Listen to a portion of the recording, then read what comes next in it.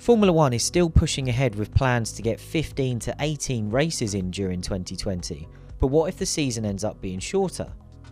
A calendar with as few as 10 or 11 races has been talked about, so we could end up with half as many as the record 22 we were expecting this year. That got us thinking, how many times in the past would half a season have changed the world champion? We've gone back through the last 3 decades of F1 history to pick out our favourites.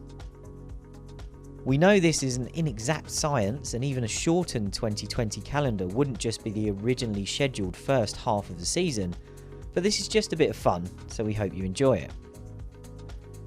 And before we start, remember to subscribe to our channel if you haven't already, and make sure you hit like if you enjoy this video. That's right, we're starting an 8 entry countdown with number 7. The reasons for that will become clear later on. Mercedes' dominance of the V6 turbo hybrid era, which as we'll find out shortly would look very different under these circumstances anyway, would have kicked off with Nico Rosberg beating Lewis Hamilton to the 2014 title. Hamilton only led the championship once during the first half of the year, initially having to make up ground after retiring from the season opener in Australia.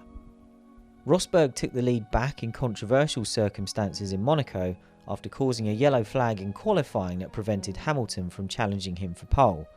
Another retirement for Hamilton in the Canadian Grand Prix left him playing catch-up again. Whether you slice this season in half at the 9th or 10th race of the season, Rosberg comes out on top, but not without drama. He retired from round 9 at Silverstone, which closed things up, but then won next time out in Germany as Hamilton made a scrappy charge through the field after starting 20th.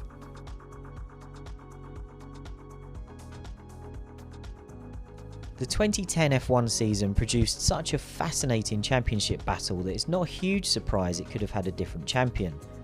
But what is surprising is that Lewis Hamilton would have prevented Sebastian Vettel from taking his first world title, rather than Mark Webber or Fernando Alonso, who were best placed by the time of the dramatic decider in Abu Dhabi. Back-to-back wins for Hamilton in rounds 7 and 8 in Turkey and Canada gave him a narrow points lead over McLaren teammate Jenson Button, which he would extend with second place finishes behind the winning Red Bull drivers in rounds 9 and 10 out of 19.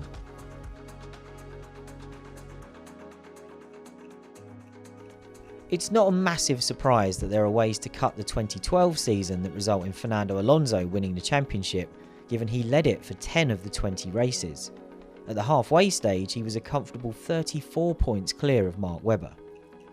Stopping the season at the halfway point eliminates the 2 first corner shunts at Spa and Suzuka that proved so costly for Alonso, allowing Sebastian Vettel to make up so much ground in the latter part of the season. We've ranked this one quite low because the end of the full 2012 season was so dramatic, and while an Alonso Ferrari title would have been a cool story, the championship battle would have concluded in less dramatic circumstances.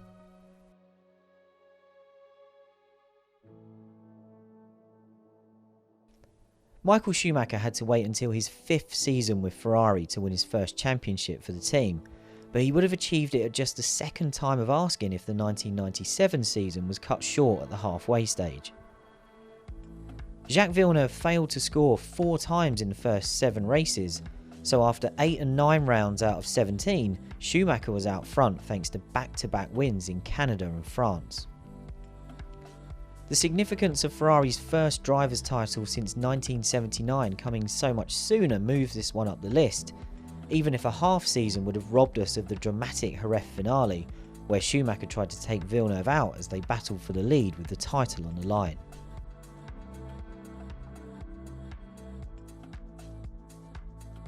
Lewis Hamilton winning the World Championship as a rookie is one of the few achievements that would make his Formula 1 career to date even more remarkable. Even across the full season, it's still baffling how McLaren managed to throw this title away, with Kimi Raikkonen coming from 17 points back with 2 races to go to win his only championship. But Hamilton was flying high in the middle of the year. Following the first 2 wins of his career in Canada and the USA, he was 10 points clear of Fernando Alonso after 7 of 17 races. And Raikkonen was so far behind at that stage that even his back-to-back wins in France and Britain couldn't bring him into contention by halfway. Hamilton's 2008 championship would still have been dramatic too, as his dominant win in the rain at Silverstone would have won him the title in a three-way tie with the Ferraris of Felipe Massa and Raikkonen.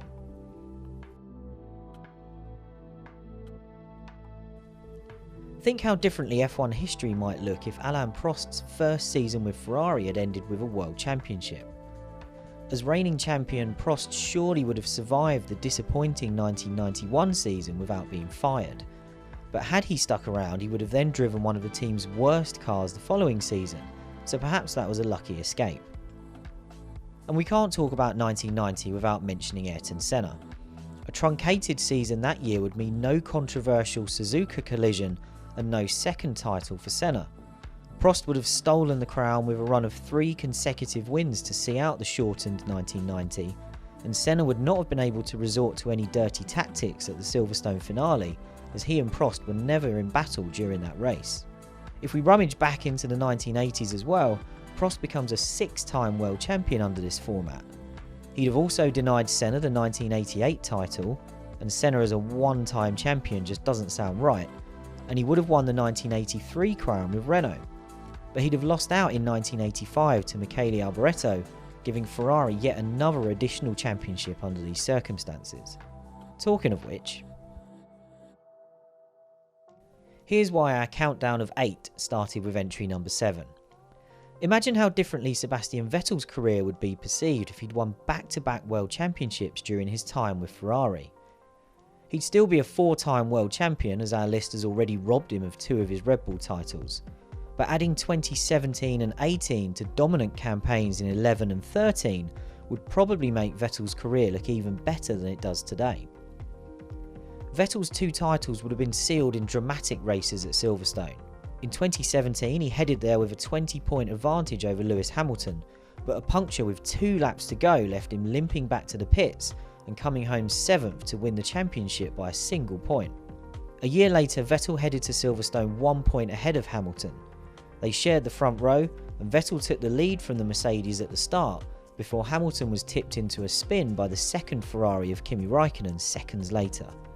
Raikkonen picked up a penalty for a move that would have been massively controversial if it had been in a title decider, and 2 late race safety cars created a sprint to the finish, with Vettel sat between the Mercedes of Valtteri Bottas and a recovering Hamilton.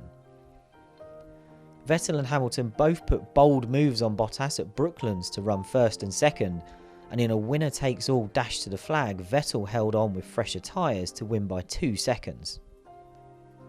That's the end of our countdown. Let us know in the comments which half seasons would have been your favourite, and if you think Ferrari will now threaten to quit F1 or branch out into IndyCar or sports cars unless all seasons are cut in half in the future. And remember to like this video and subscribe to our channel if you haven't already.